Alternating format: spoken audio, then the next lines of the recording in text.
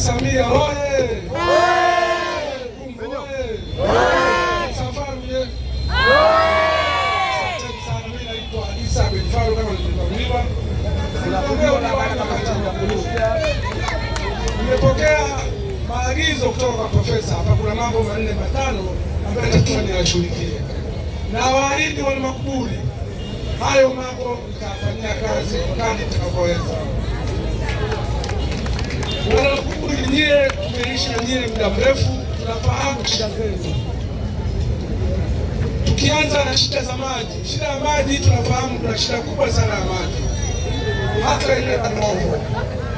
Kuna shida ya barabara za ndani, barabara za ndani hazipitiki, tutaanza nazo.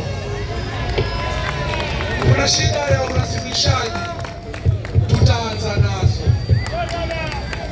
Nimeambiwa kuna mikopo chechefu ambayo watu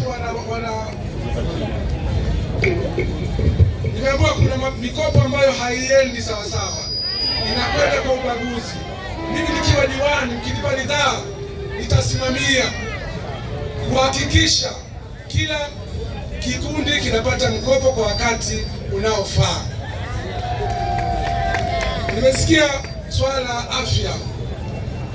Kwa kweli nafahamu watu wa Makoka wana shida. Nitaomba tupate dispensary pale Makoka. Asante. Tumezungumzia swala la michezo kwamba vijana wanatakiwa wacheze. Kuna kiwanja pale Makoka ambapo kinatakiwa kipigwe greda na kile kiwanja. Nitashughulikia viwanja vya michezo kwa ajili ya wakazi wetu. Swala elimu, tutaboresha elimu. Sasa hivi tunajenga shule Makamba sekondari, shule mpya ambayo itaanzia msingi mpaka sekondari humo ndani, hakuna kutoka nje.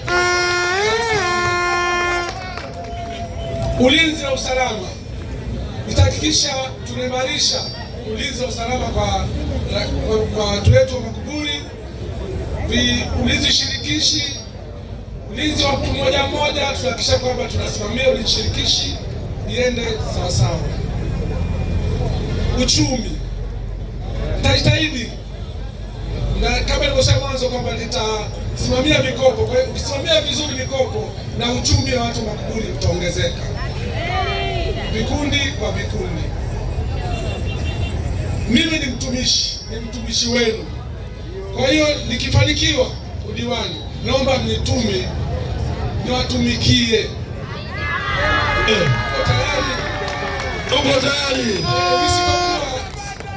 Mimi sitokuwa nakaa kwenye meza nasubiri mambo yanifuate mezani. Nitafuata na kujua shida zenu. Sawa. Nimeanza kuongea, sijaomba kura. Sasa naomba kura. Naomba kura kwa Samia Suluhu Hassan. Tutampa.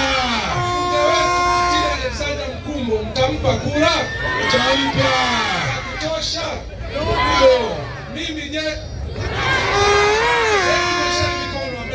tutakupa wote.